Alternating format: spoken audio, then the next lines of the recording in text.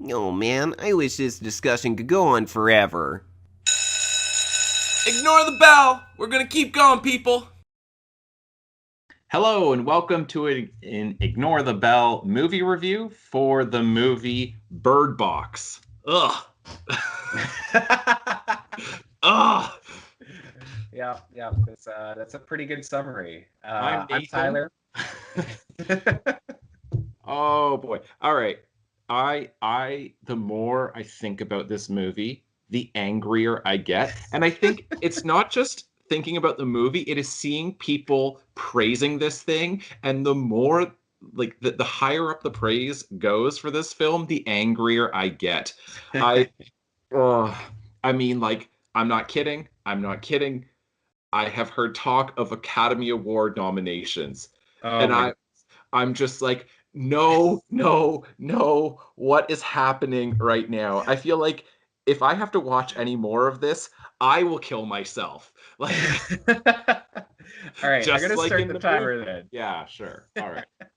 So we're gonna go for about 30 minutes, since That's we're what just I'll talking about one sure. movie. But That's fine. But yeah, that's what people are seeing in the movie. They are seeing praise for the film Bird Box, and they're going, "Oh, I have to kill myself because this thing is so garbage." Oh, oh. Oh All man. right. Okay, I, so I don't I don't want to go too hard on this because I want to hear your thoughts because I know once I get going, I'm gonna have a hard time stopping myself. yeah. So right off the bat, I think it's a really cool concept. This idea that, like you'll look at something and like it just drives you crazy, drives you to the point of suicide. Uh, But outside of that, there isn't really much redeemable from the film. It's it, like you don't get to see the monster at all, which like I don't get it. Like, are they even monsters? Like, what is so horrifying or beautiful or whatever? What is causing it? Like, I know like there's like talk of like, oh, it's demons or whatever, but like, how does that guy know that? It's very Yes. frustrating. Um, then I don't know. Uh, yeah, why are I guess people with mental health issues are not affected by it? Oh, the depiction of crazy people is one of the things that I hate about this movie, and I hate for very good reasons. It is the can I just go off on this part? Yep. Yep. Okay, it is like what century is this first of all? Like I mean like it feels like a 19th century approach to somebody who has any kind of mental health issue that it's like what like the British did of like throwing them, or maybe that's not even 19th century, that might be like 18th century, of throw them into an asylum, right? That it's just like they're like, oh, they need to be cast out from society, these crazy people. But there's no delineation, no classification of crazy. It's just crazy people love this thing and have got Right. this weird relationship to the thing. But the thing that bothers me, and I'm not I am not one who thinks that like narratives, we need to, we can't do something if it's potentially offensive to a certain group of people. I don't think that that's a good approach to art. I think it's like, Right. well, like you can either do it in like for good effect or to bad effect, and you can do it with some justification or no justification. Do you know what I mean? Like, but I don't want us to self-censor art in any way, right? I Yeah. think the market can kind of do that and say you're allowed to make that, like to do a bad depiction of a group of people, but we're not going to support it and we're going to make fun of you a whole lot, right? Yeah. So Yeah, I think that there needs to be like a balance there. Like, obviously, not all depictions of British people should have them being the villain, but that doesn't mean that you can never have a British person being the villain. There's the overcompensation there. right. And well, I'm saying when it comes to like the depiction of people with mental health issues, I don't think that we have to be so politically correct that it's like every depiction of them is really careful and nuanced, and it's like we're using the correct terminology, that you can't even use the word crazy. Like, I mean, I've seen Right. people online, literally on Twitter, where they're like, can we please be a little bit more sensitive and not use the word crazy anymore? Like, let's just censor that word from our language. It's like, no, we're still allowed to use offensive terms if we want to use offensive terms, certainly within art. If you want to have a character who is racist or bigoted or prejudiced in some way, then that character should be allowed to use offensive terms, because those terms continue to be used in the real world. So art should, to a certain degree, be reflecting the real world. Mhm. So if you want to have characters in a film say, oh, well, crazy people work for the monster, fine. But it was like, oh, the dude who works at the grocery store, I think he was a veteran, where it's like, I think he has like, didn't they say that he was a veteran? The guy who tried, maybe they didn't say that. Maybe I'm misremembering. I don't But remember. but he was saying like, oh yeah, like that guy, he works in the back there. And then he kept trying to like push the door open when they're in the grocery store Yeah. and trying to pull them out. Then it's like, oh yeah, he's a little nuts, but he's okay. Right. And it's Right. like anybody who's a little nuts apparently has got this like amazing relationship to the monster. And I'm like, But honest- everybody is a little nuts. right. That's what I'm saying. If you understand anything, that's what I'm saying. That's like an 18th century approach to crazy. It's like Yeah. anybody who isn't perfectly normal is therefore crazy and follows this monster. It's like, well, wait, are you talking about people with schizophrenia? Is that what you're talking about? And even then, only some schizophrenics, I think, would be affected by something like this. Right. Because not everybody with schizophrenia hasn't manifested in the same way. They don't all have the same experience with it. Or, or are you talking about people who have, like, I don't know. I'm not sure what they mean when they say crazy. Yeah, I know. It was a very weird thing. I don't know why they had to classify, like, the people who are safe from it. Why not just say, like, some people aren't affected that way, and we don't know why, because we And don't leave it know as that. anything else. Right. But no, Nothing like else is explained, but that one thing. that one thing was really carefully gone over. The other thing too that drove me crazy about this stupid thing, and like I'm using the word crazy, but like that really bothered me about this, is then because to this other group of people where painting with such a massive brush is just blind people at the end. And then it's like, first of all, if you know anything about people who are legally blind, then most of them still can see. They're visually impaired. So I want to know what happens with people, like most people who are officially blind, they still can see something. Right. So wouldn't they still be attacked by the monster? Yeah, I know, because like even the computer screens, then that still causes it. So Why doesn't the monster just show up in braille form, and then a blind person's reading, they're like, the bumps and dots are driving me crazy. It's oh man, yeah. So there's a lot of other stuff going on in this film. Sandra Bullock's character has so much going on. I don't know what they were trying to do with her. Like, I don't know. She doesn't want to classify her ex as was it her ex-husband? I forget. Anyway, she's like, I don't know, like he wasn't a roommate. So it's like, oh, okay, so she kind of still has feelings for him then, or something. And then it's like, I don't know, like, was it important that she was an artist? I don't know. Like there was just like a lot of stuff. It's like, yeah, so we're gonna put this into her character and that and this and that, and it's like, okay, but what does it all mean? And then she she doesn't want to follow doctor's advice about not drinking while she's pregnant, and then doesn't name the kids anything for 5 years. They're boy and girl. And the dude that she's with doesn't push back on this. Right. Just like, He doesn't just come okay, up with sweetie. a name. This is definitely psychologically damaging, but okay. Yeah, Like he has no say over this. He can't whisper to them, by the way, your name is Penelope. Like, Right. I don't understand. Yeah, yeah. There was also like the moment of what was the other pregnant woman's name? Olivia? I think Olympia. Okay. Wasn't that it? Wasn't it Olympia? I'm not sure, but either way, so they had like a moment where Sandra Bullock's character, I don't remember her name either, but anyway, she was like, I okay, think woman. one of you two, Woman. yes, yeah, She that's doesn't her- get a name either. She just gets to be Woman. woman. Yeah, yeah. That might just have been like they were writing in the script, like boy and girl, and then later on they were like, oh, well, we want to have, her name the girl after her mother.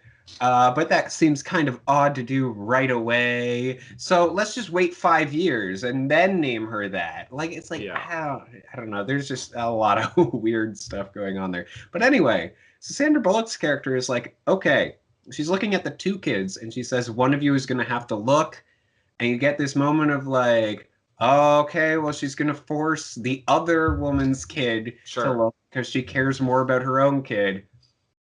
But then it just doesn't go anywhere. She's like, Yeah. never mind, we're not going to look at all. And it's Yeah. like, what?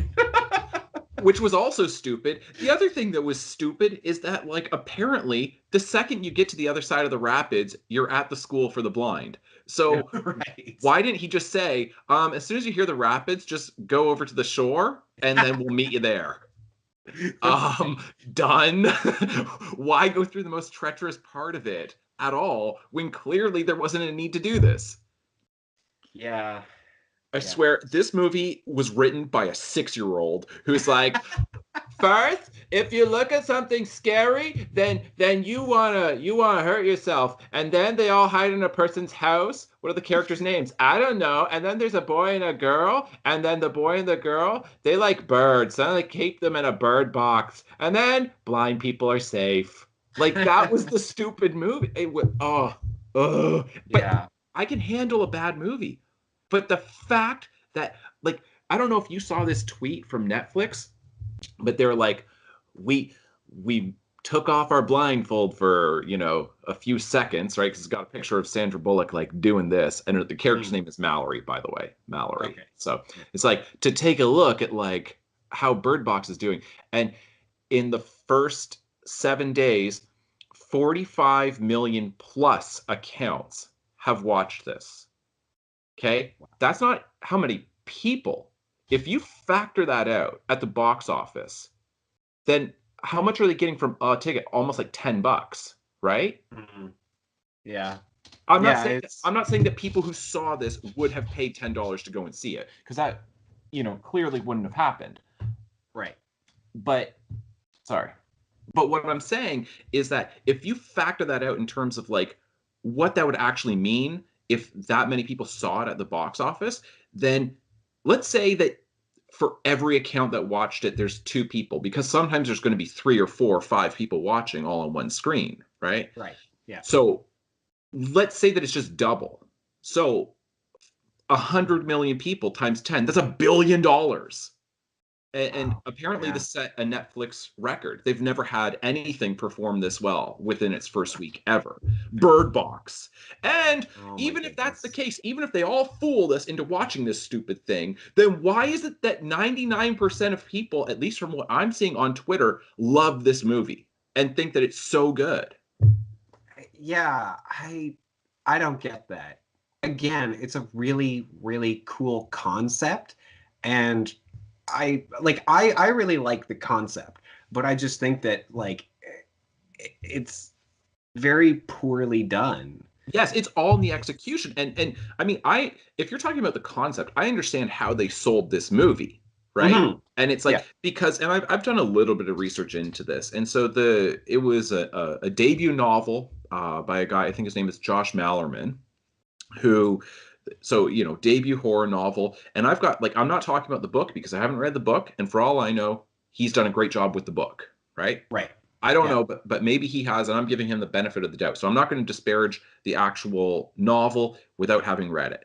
Just Right. talking about the film, though, as far as how that gets pitched, it's so easy to executives because it's so high concept. Because you Right. can understand the concept of it within seconds, and you're like, yeah, that sounds super cool. And then you get all of these like big names, like having like Sandra Bullock and um, what's his name? I always forget the actor's name. Oh, John Malkovich. right. Yeah, yeah. Yeah. Yeah. And like and a bunch of other people in there too, right? Sarah Paulson, Mhm. like who's her sister. Okay. Yeah, yeah. Because I think she got Yeah, yeah, yeah. nominated for an Oscar last year. So she's now Wow. kind of mainstream, right? Gotcha. I watched her like 12 years ago or something like that on Studio 60, like probably more than 12 years ago. So like I liked her like way back then, and so like she's not a new name for me, but for most Gotcha. people then she's a new name. But yeah, like I understand how they sold it, but it's all about the execution. But the thing, so he apparently came up with this idea or started writing the book just before M. Night Shyamalan's movie, The Happening, came out. Because if you're talking about, like, The Happening is a better movie than Bird Box, and The Happening got trashed. And I hate this. This is, I think, one of the things that makes me so angry is that people went after M. Night Shyamalan's The Happening, and they just said, what a stupid movie. The trees were killing people or forcing them to kill themselves. And it's like, this is so much worse. Nothing is forcing people to kill themselves. Right. Nothing. Like, Yeah. so the trees, at least there was some kind of explanation, and it was biological in nature, and it kind of made sense because the trees are trying to defend themselves against like overpopulation and like dealing with carbon emissions and things like that. It's like, oh no, the level of carbon in the atmosphere is like getting all messed up, and so we have to protect ourselves. So therefore, if we get rid of this thing that's like increasing carbon levels, then that'll decrease it. Something like that. He had an explanation that was biological in origin. This thing, Right. I don't want to say that it's. I feel like some people would defend this movie and say that it's doing something interesting because, or it's like, oh, it's really challenging because it's nihilistic. That's what I feel like people are going to do. But I'm like, there's no there. Nihilism has a purpose to it, right? That it's like, this is just scattershot. The meaninglessness of it is because it hasn't been thought through. It's like there is a meaning there, but like nobody knows what the hell it is. Yeah. Yeah, it's like they bring up like, oh, this is, humanity's punishment for all our evil that we've done. But it's like, okay, so everybody is just doomed except for crazy people. And I don't know. There's just like a lot that's not explained that needs to be explained, or like, I don't know. It's it was I don't even know what to say about it. Like the other thing is like, I don't know, doing like the flashbacks and flash forwards. I get why they did that, but at the same time it wasn't very effective. Like No. they needed to have better, movies that do a good job with that format are ones that have echoes of the past in the present that you're seeing. Yes. So it's That's well said. Yes. thank you. And yeah, and there was just none of that. Like it was just like, okay, well, this is a random scene from the past and random scene in the present, and there's no real connection between it other than that was a good stopping point. Let's go look at the other time. You are exactly right, and that drives me crazy. To me, that is such a telltale sign of bad television. I don't know how much like you've noticed this, but bad TV shows, especially ones, well, I was going to say especially ones that are episodic, but that's probably not even true. Just bad TV shows, if they don't know what the hell to do, they start the episode in medias res, in the middle of the end of the episode, in the middle of a big battle scene or something like that, or some exciting action sequence. And then they're like, and now we'll give you all that boring crap. And then they just go back and give you all the boring crap because they couldn't afford to do the full action sequence for the whole movie. So then they're like, Right. that's why they do it. And it's like, and it also, this is like, I think there's no reason. You're exactly right that it's like it can be done well, but this is what I'm saying is that it's not nihilistic in the sense of there is no meaning behind this, but that's on purpose. It's like there's no meaning behind anything they're doing because this is bad writing, because this is bad, this is poor direction. This is just a bad story told in a terrible way. Right. That there was no need for narrative jumps. Like that didn't make the film like I mean, like Christopher Nolan, oh boy, does he love narrative jumps, but man, is he doing it to good effect, and man, is he doing it for like really interesting reasons. I think even when sometimes I feel like if he's got like an M. Night Shyamalan thing of like M. Night Shyamalan and like the twist ending, it's like to me it's Christopher Nolan and narrative jumps where it's just like for sure. he's always he makes this great narrative. Well, I think typically it's his brother who makes the great narrative, right? Right, yeah. Who tends to be the screenwriter or like adapting it from a short story or a novel, right? So they take what's his brother's first name? I can't remember. Jonathan. Okay. Yeah. So like Jonathan comes up with this great story, and I don't know if he does it in his like at what point they start excising parts of it and then like, you know, putting them all out of order. But it works so well, and it's always you understand why he's doing it. Yeah. Yeah, absolutely. Yeah, I mean, we are definitely going to have a podcast talking about Christopher Nolan and all of his work.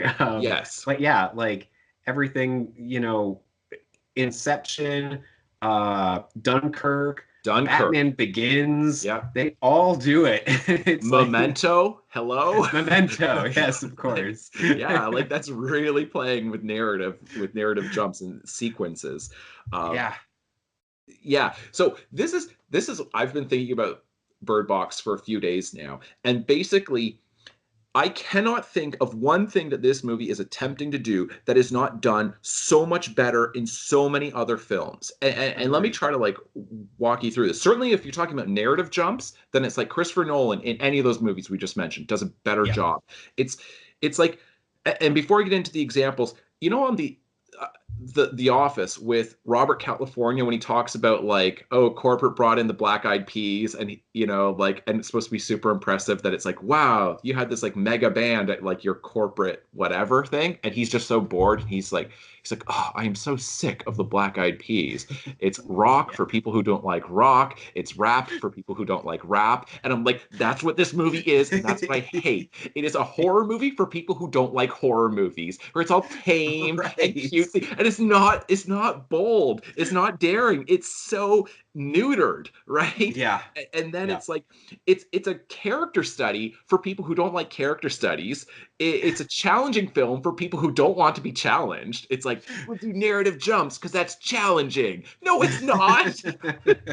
Not if you're doing it for no reason. So it's like and then so the obvious comparisons would be M. Night Shyamalan's The Happening. Okay, I think that if you're talking about like crazy, like I don't know, scenes where people kill themselves, it's like, well, that does a better job if that's what you're going for. Where I'm saying, like, if you're more of a horror fan, then The Happening does a better job of it because it focuses on that part, not on let's go in a canoe and a rowboat. It wasn't even a canoe. A rowboat, like right? The dorkiest boat of all time. Oh man! All that she had to do is just find like a rubber raft, and they would have been fine down the entire rapids. Instead, they chose the ricketiest thing they could have. Anyway, so so The Happening does a better job of all of a sudden people start killing themselves. Okay, there's a movie right there. Or if you're talking about a movie where suddenly people have to deal with blindness, then it's like there's a movie called Blindness from 2008 starring Julianne Moore, and it's dystopian. And I saw this in the theater. I looked it up afterwards to see. Like, I was like one of two people who apparently saw this in the movie theater because it didn't do very well at the box office. But it was a really good movie. But boy, is it dark. and gritty, and that was also adapted from a novel, and the novelist didn't want Hollywood to have anything to do with it because he's like, it's a metaphor for how quickly civilization can fall apart, and you guys are going to turn it into this commercial thing. And so he had a lot to say about the way they did it, and the movie was so dark and so gritty that I think it turned off a lot of audiences. But it's like, but it took those themes of what happens if suddenly everybody becomes afflicted with blindness. Look how quickly they become selfish and they don't care about other people and they're just trying to take care of themselves, and look how quickly civilization falls apart, right? And it's like, well, that's a movie that's taking the same theme and really going with it. And so that one does a better job. Or if you're talking about a film that does a great job of showing what do you do if something attacks you based off of, you know, one of the five senses, then certainly A Quiet Place, which came out earlier this year, or was it last year? I can't remember if it was 2018 or 2017, but I just watched A Quiet Place. I've been wanting to see it for the longest time, and then I saw Bird Box, and I immediately went, ugh, I need to like rinse this thing out with something good. So I went and watched A Quiet Place, and Yeah. And I haven't seen it yet, but I'm planning on watching that soon. I own it, so I should check it out any minute now. yeah, no, I mean it's great. I mean, like I have issues with A Quiet Place. I mean, I think when you're watching the film, you don't go crazy going like, this is so obvious, or this is so, there's so many like holes here of how this doesn't make sense, of how this doesn't work, right? It's like surviving for 5 years without ever making a sound. I'm just like, so you've never snored? Like, I don't understand. Right. Right. Like, Yeah, as somebody, I saw something online where somebody was like, so none of them ever had to fart? Like, right, exactly. I know. Where it's like, when you start thinking about it, you're like, I don't buy this. But when you're watching the film, then it works, because that's not exactly what the film is really about, right? And so, we okay, or did? I think I lost you for a second. Oh, okay. Sorry, just say that last part again. I was just saying that A Quiet Place is not really, it's going beyond the concept of what happens if a monster kills you because you make a sound.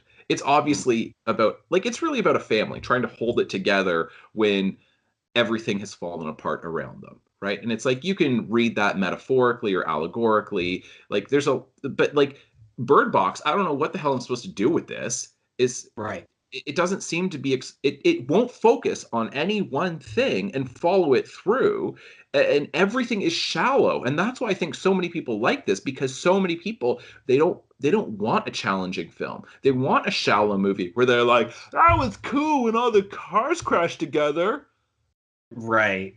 Yeah. I mean, it's I'm not saying that films like have to have a lesson or whatever, but they have to have something where you come away from the film and you go, okay, yeah, I get what it was trying to say.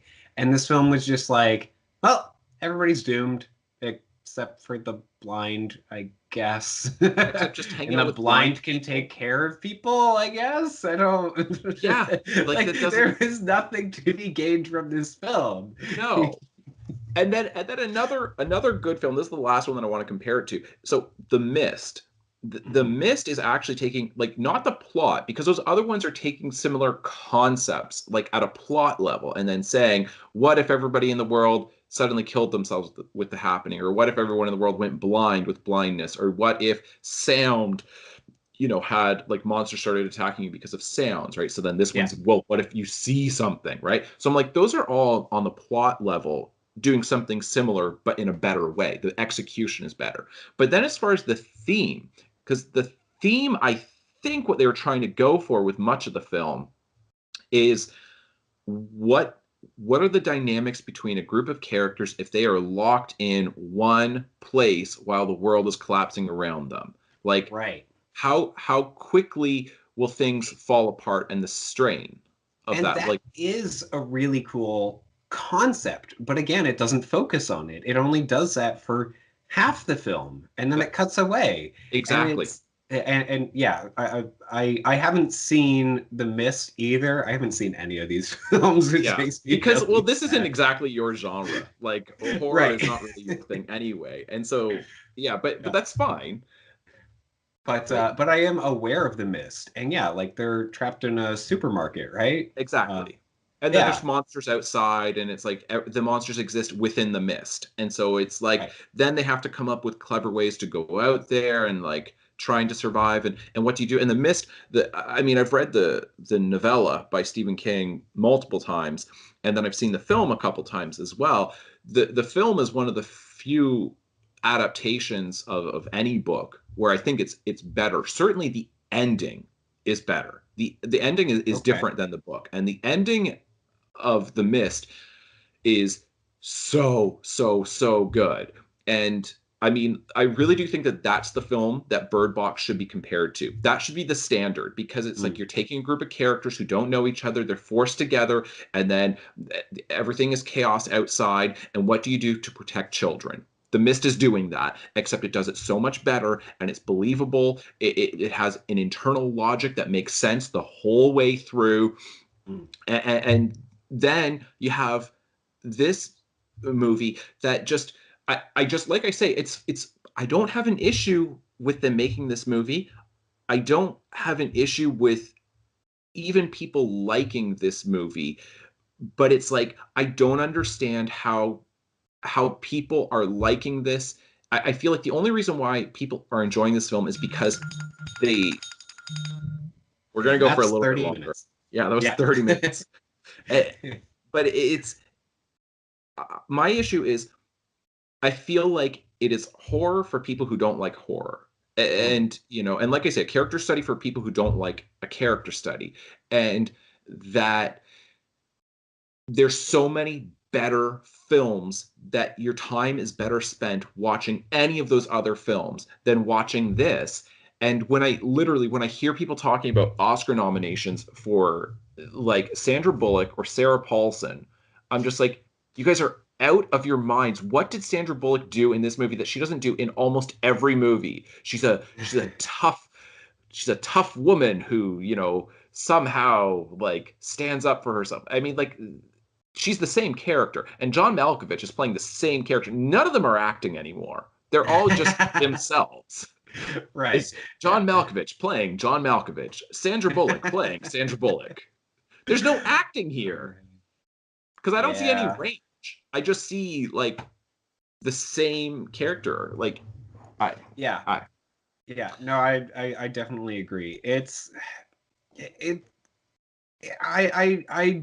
I think that it creates an interesting world and doesn't explore anything interesting about it.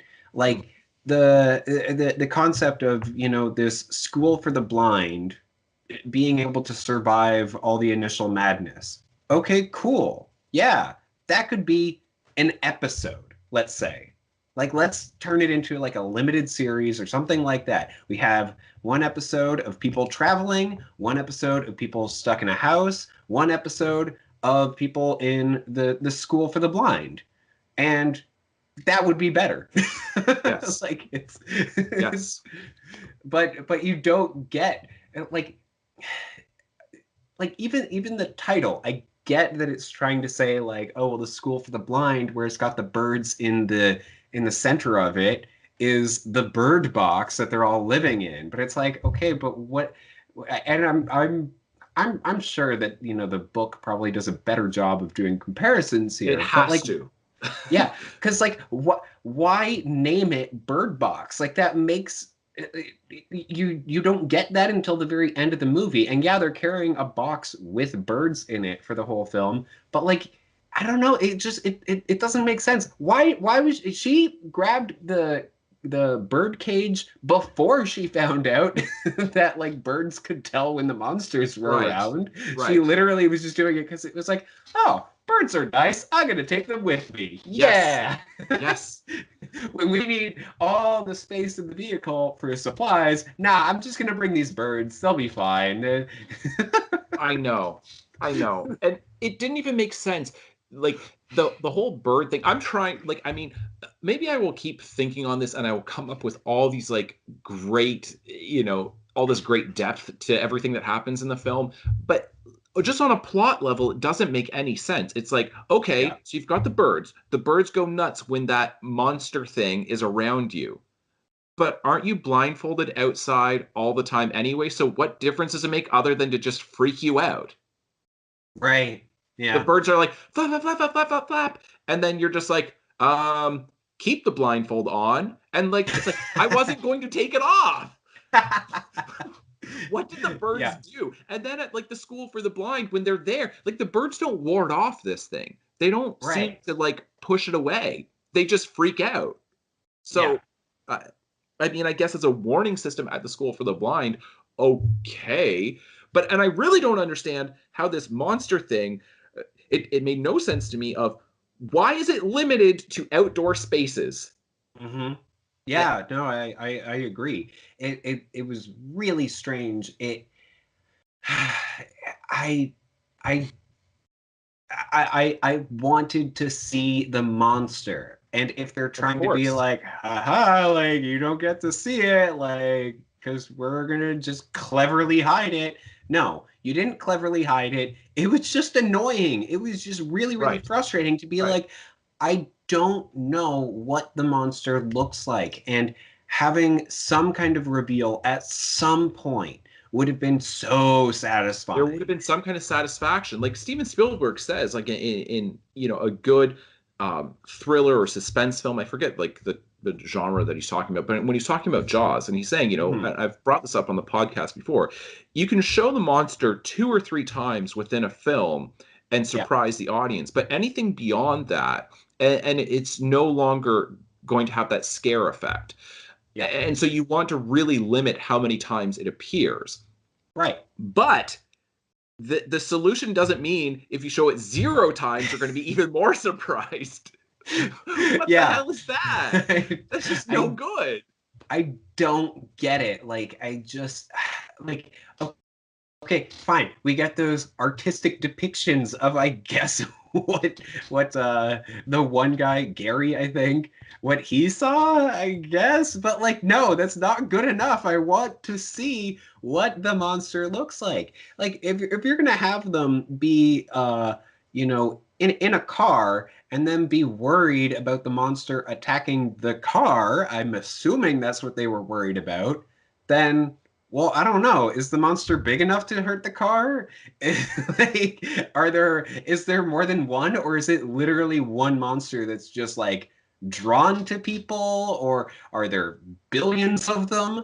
I need to know more in order to be scared. Of course. Yes, in order to be scared, in order to have a certain buy-in, just certain, like you even if they had that conversation within the film, that would have been interesting. I mean, like, because I do watch a lot of horror, and I can tell you that I tend to, like, to me, a good, not all, but most good horror films are mystery stories with dire consequences, right? It is, you're trying to figure out, what is this? And you're trying to solve the mystery the whole time. And that solving of the mystery is what is so compelling about a good horror film. And it's like, and then the dire consequences are, it's not like a regular mystery film where it's like nobody really dies or nobody really gets hurt along the way. Instead, it's like, if you don't figure this out in time, more and more of you are going to get picked off by this thing, right?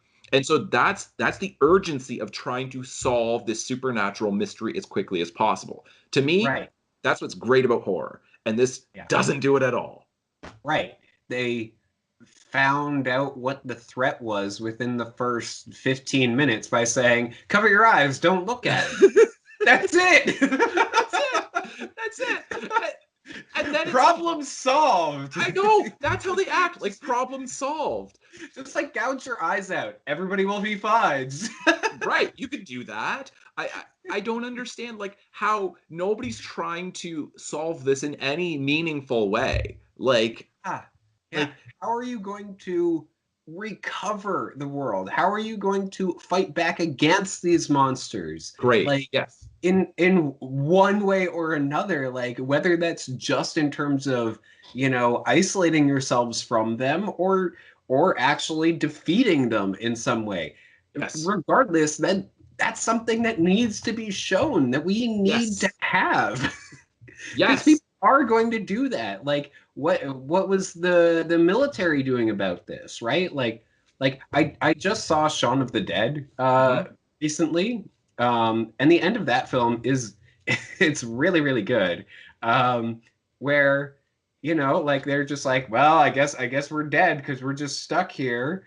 And then all of a sudden, like, the military does show up, and it's like, Right. oh yeah, they have actually been fighting this threat the whole time. Right. Like, Right. it makes sense, because yeah, somebody has to be fighting against this thing. Somebody Yeah. has to be coming up with some kind of strategic plan. It would take Right. about 5, maybe 15 minutes for the US military, let's say, to figure out, okay, let's not have our soldiers look at what they're shooting at. Right. Yeah. That's it. It's just, Yeah. Like, then what happens? Then what do they do? right. Apparently Yes. they're all just dead already. The Oh, I entire know. US military, like, everybody's just gone. Right. Like, we're all supposed to just immediately, like we're all just like guppies. Like, our mouth is supposed to just hang open the whole time, just be like, wow.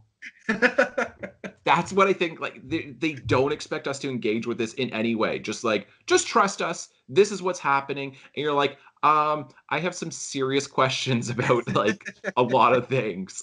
But you're and he's like, because we clearly have thought more about this than anybody working on this production. Right. And Yeah. and I've got other ways that you could even keep this film like pretty much what it is, but make it better. Okay. So, for instance, the whole she calls the kids like boy and girl and whatever, right? And then it's like at the end, this so ultra saccharine, like syrupy sweet, like, huh, you have names because now you're safe, right? That ridiculous thing of like, Yeah. oh, she does care about them. Oh, Sandy Bullock, aren't you a sweetheart underneath that gruff exterior? Like, that's what it seems to be, that we're supposed to just melt. And I'm like, what would have been awesome is like when like the kid fell out of the boat. Then she goes, boy, boy, and then she says his name. And then she's Yeah. like, you are, and I don't know what name she gave him. Tom? Yeah. Right. Yeah, she's like, you're Tom. Tom, come back, right? Like in that, Yeah. like I'm losing them. That would have actually had power. Well, okay. Here's an even better way to achieve that, which is to have the original Tom, the guy that she ended up being in love with, Yeah. have him have come up with names for them, Yeah. and he calls them that, but Yeah. she doesn't. Right. See, that would've been- Then, yeah, when the kids fall out of the boat, then she uses the name that Tom gave them. Yes. That's a much more yes. that's a much more powerful moment. Right. Right. I mean, I know that it's a thing. I've written a screenplay, but that's as far as I've gone into the industry, right? Mhm. But I know punching up a script is like, this happens all the time, where it's like you have the original screenplay and then it's like you hand it off to somebody else and you just say, it's missing something, it needs to be better. And you can see how it's like, it doesn't take very much to make this better. Like, Right. the Yeah. fact that it is as bad as it is astounding to me. How did something this bad go through a full production? And Yeah. how are people praising this thing and are satisfied? What are people getting out of this movie? I don't understand it. Yeah, this is the thing about criticism in general that a lot of people don't get, is that like critics are trying to make the film better. I mean, Yes. obviously they can't make it better once it's already been After it's released, made, but they're trying to say, well, here's how to make future stories better. Do things Right. like this. Right. Don't make the same mistakes twice. Yes, exactly. That's what criticism is, and that's what we're trying to do. We're saying, like, we see some serious issues here, and there could be a much better film with the same Right. source material. Right. And, Exactly. and we want to see that. Yes, exactly. It's like, and yeah, I don't think that it's nitpicky. I mean, even like to point out how bad parts of this are. A comedian, Anthony Jeselnik, that I follow on Twitter, then he pointed out, he's like, when John Malkovich watches his wife die, he's like, I've never laughed so hard at a movie all year, like watching his reaction. Because as one person put in the replies to his tweet about this, it's like he looked like he was watching somebody just drop a carton of eggs. Like there was that. Watch it again. I watched it again after. That's a shame. Just You're just like, oh. There was no tremble to his lip. There were no tears. There was no agony. There was like nothing. there was no attempt to save her or anything. Like, nope. He's just standing there at the door, just being like, she's dead. That's Right. it. Like, Right. Like, and it's just another like, example. okay. Yeah. And then he like is all proud. He's like, she's dead and I'm alive because she's got that personality and I'm the safe person. And it's like, okay, I guess, like, you're really proud of that then. But another example of like just bad writing in this is like when that other dude shows up who turns out to be the crazy person, right? Yeah.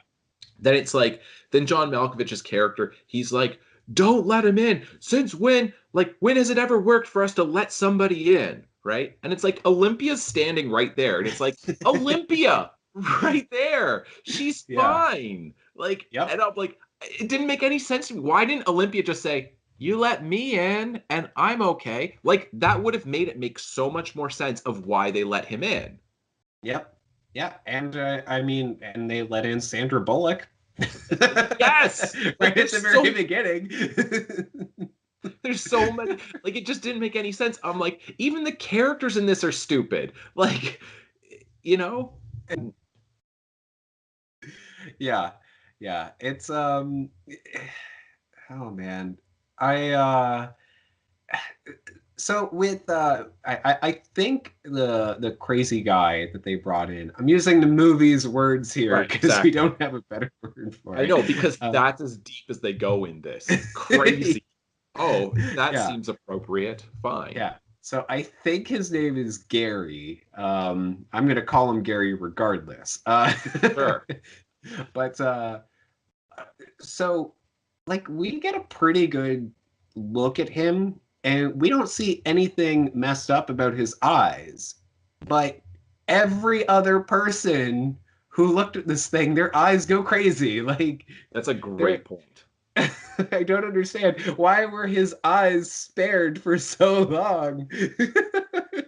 And like, wouldn't it be interesting? Like, here's another great Because thing. like they when they walked into the school for the blind, they were like, "Show us your eyes." Yeah. Clearly, they figured it out. Yep. But would they have been able to tell with Gary then? I don't think so. I know, like, and it didn't make any sense. And then, yeah, and you are right. His name is Gary, by the way. Okay, cool. Like, here's what, like, they could have done so many interesting things. For example, you want to figure out what this thing is? Grab one of the crazy people, right? Again, using their terminology, grab one of the Yeah. crazy people and then, like, bind them to a chair or something like that and interrogate them until you can figure it out, because they've clearly got some kind of relationship with this thing, which is actually a pretty interesting idea. I don't like the fact that they're just painting with such a broad brush and they're just saying crazy people love this Right. thing and it brings them to sanity and it drives us to insanity. And it's like, you see that reversal? And I'm like, I see that you guys are idiots and you're just using them as a cheap plot gimmick instead of like understanding that mental health issues like are such a massive spectrum, and you guys are reducing it to one category, which I didn't like, because it's ugly. It's just like, really, are you that stupid? You think everybody who's crazy just fits into this mold? But in any case, if they take one of these people who's got this relationship with the monster, then interrogate them and then see what you can get out of it, and then threaten to kill the person, like with the monster out there. You go out there and you have, like, you know, some kind of blade against like their neck with a blindfold on, and you're like, I'm gonna kill one of yours, you killed one of mine, like, unless you stop, or unless we can interact. And then it's like, and then have the crazy person say, it wants you to know, blah blah blah. Like, Right. Yeah. wouldn't that have been interesting? It would have been really interesting. Way more interesting than anything in the film. Right. Oh my goodness. There's so many things that they could have done. And even like with like when they had BD Wong, the guy, like that's the actor's name. The guy who watches the camera, right? Who watches the film version.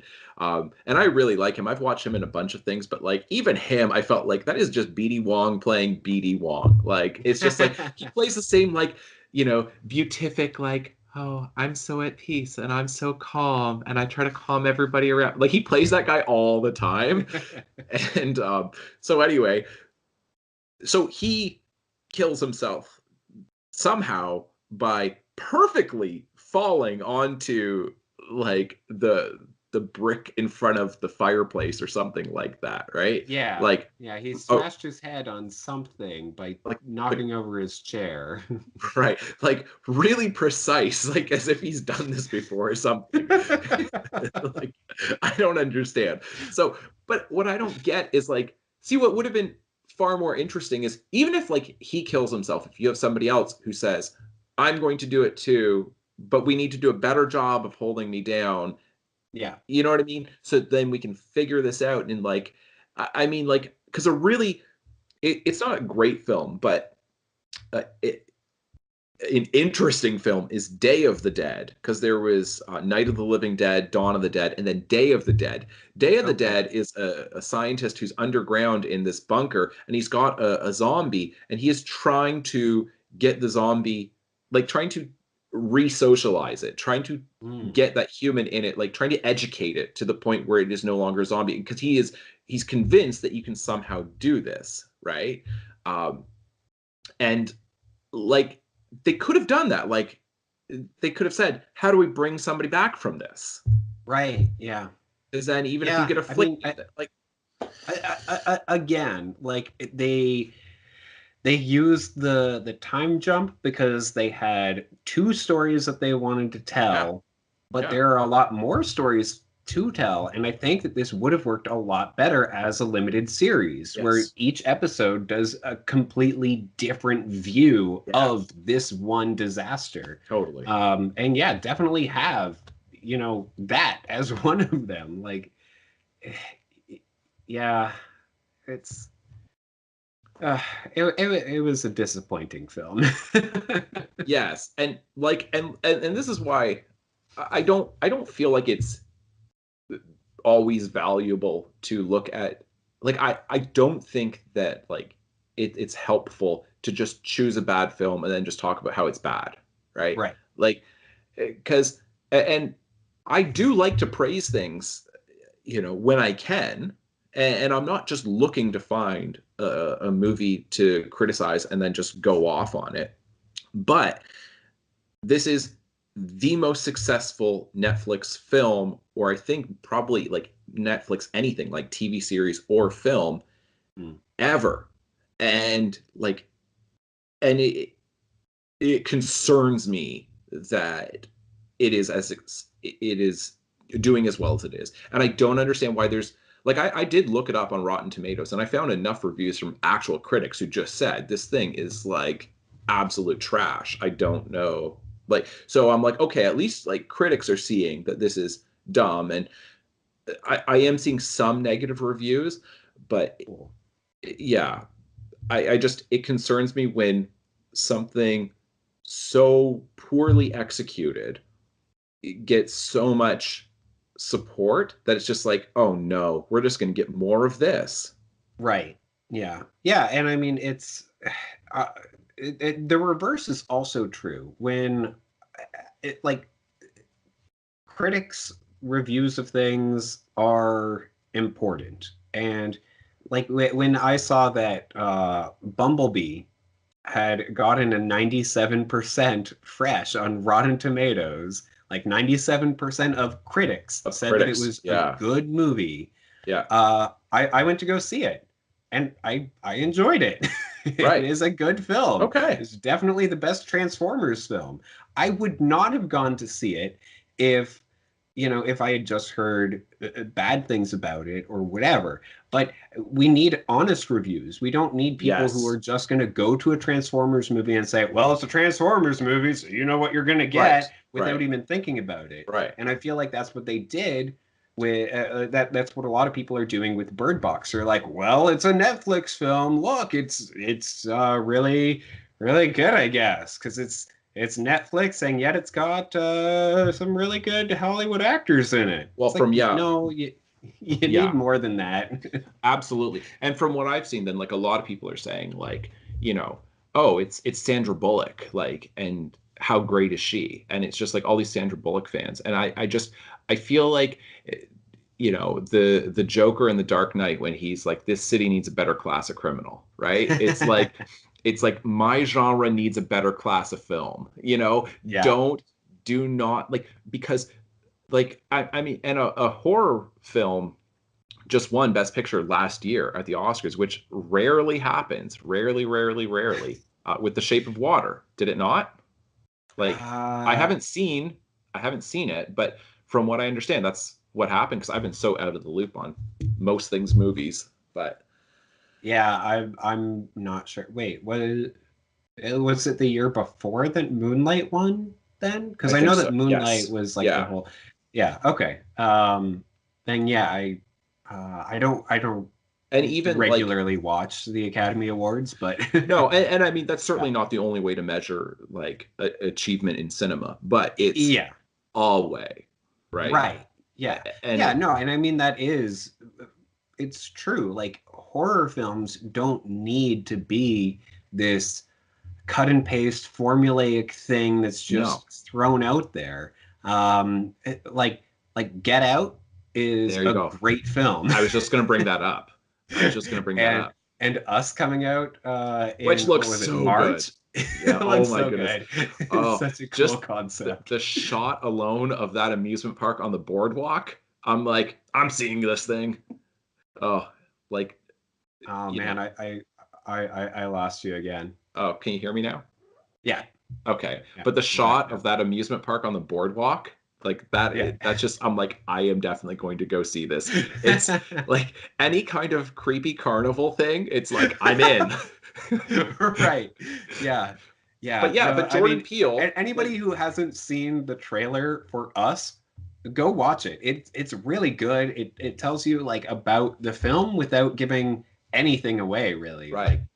And Jordan Peele, the little bit that I've read, like, I mean, like, and he won for Best Original Screenplay with Get Out last year. And this is what I'm trying to say is like that when we were talking about the Avengers, and I was talking about like when you're constantly adapting something, like it is at the expense of those mid-range and to a certain degree low budget original screenplays, and there's so many good original screenplays out there that are just not getting produced. Get Out is such a good example of something where it's like, look what happens if you actually see it through, and you can get something like that. And he said about this film Us that he is trying to create a whole new I forget exactly what he said, but it was a good quote, but basically create a whole new class of genre within horror, or a whole new class of monster within horror, and a whole new take on horror itself. And I'm like, yes, original screenplays doing like new innovative things within the genre. Like, that's what I liked about Get Out. Like, it doesn't fit the typical genre definitions. It is horror, but it's not like a typical horror film. Like it does some really interesting stuff, and I definitely want to see that again with Us. Like, I want to see what he's gonna do with it. Like, how much of a turn is there gonna be in the film? Like, I I don't know, but I'm excited for it because of what we've seen from him so far. Exactly. And that's we're the thing. we're getting totally sidetracked here. No, but I think that this is fair because it's to say that horror is kind of I hesitate to frame it this way, but it's like having a moment where it's like Mhm. horror is becoming more and more mainstream, and it Right. really went um, pretty small, pretty niche for a while, but it is just becoming more and more mainstream. And horror is what makes studios money, like more than any other genre, because they'll do big blockbuster action films that flop, right? Right. Yeah. But horror is a moneymaker, and it is, Mhm. and it continues to be. And I just, I don't like it when it's just, I don't want to see it get reduced to something that is such a pale version of what it actually can be. And that's what I feel like Bird Box is. That it's just like there's so many other films that do a better job with that concept or with the themes, and then but people won't go and I feel like people aren't going to go and see those ones because it doesn't star Sandra Bullock, you know? Right. Yeah. Yeah. No, I know. That's the issue with star power is you put them in a bad movie and that movie is going to do good even though Right. it shouldn't. Like And well, and like then you don't have them in a good film and right. then a good film doesn't perform well and it's disappointing. Well, and I think Yeah. because they have Sandra Bullock, then it ends up being such a tame version of what it could be, where it's like you don't want to put Sandra Bullock in a real horror movie because Right. that's going to turn off her fans. Like she won't take on. I really don't think that she would take on that role. I think because it's like it's just that doesn't fit with her. You know what I mean? Yeah. No, another good example of an almost horror film that she's done is Premonition. I'm not sure if Hmm, you've seen that one. But yeah, it's like that's it's true. kind of in the horror genre, but it's like Yeah, it's not quite there. It's yeah. No, that's fair. Yeah, I have seen that, and yeah, you're right. But yeah, it is. again, cool concept, but it's just It's a bit. Yeah, it's yeah. Anyway, let's wrap this up. But I want to do another one soon. I don't know when we'll Mhm. release it, but I think what next, and we're gonna go over Black Mirror. What is the name of it? Bandersnatch. Bandersnatch. Have you watched this thing yet? Yes. Okay. How Yes, I much? have. I still want this in the podcast because this is a fine ending to it. So Yeah. how much time do I need to devote? Because it is choose your own adventure, is it not? They call it interactive, but it's choose your own It adventure. is. Okay. Uh, Because I heard that it had like 530 minutes of actual like content available. Yeah, so I did go back and like, watch some of the other endings. Like it does kind of automatically get you to do some of the other endings depending on which ones you get sort of thing. Okay. Kind of like a regular like choose your own adventure book, right, where it's like sometimes you die on like the third page and you're like, oh, I guess I have to go back, like Right. So could I I make guess I this? wasn't supposed to just walk away, like Right, right, exactly. You're so like, it does ah, have I like didn't mean it. My hand was still on that page. right, yeah. Anyway, it's a really interesting thing, I would say. um they've said that like it should be about like a 90-minute experience if you're just going to watch it like once through sort of thing. But yeah, I'd say 2 hours is more yeah, a better estimate of how long you'll actually spend with it, but give yourself some wiggle room there as Sure. well, Yeah. depending on like how much you want to go back and check out other stuff.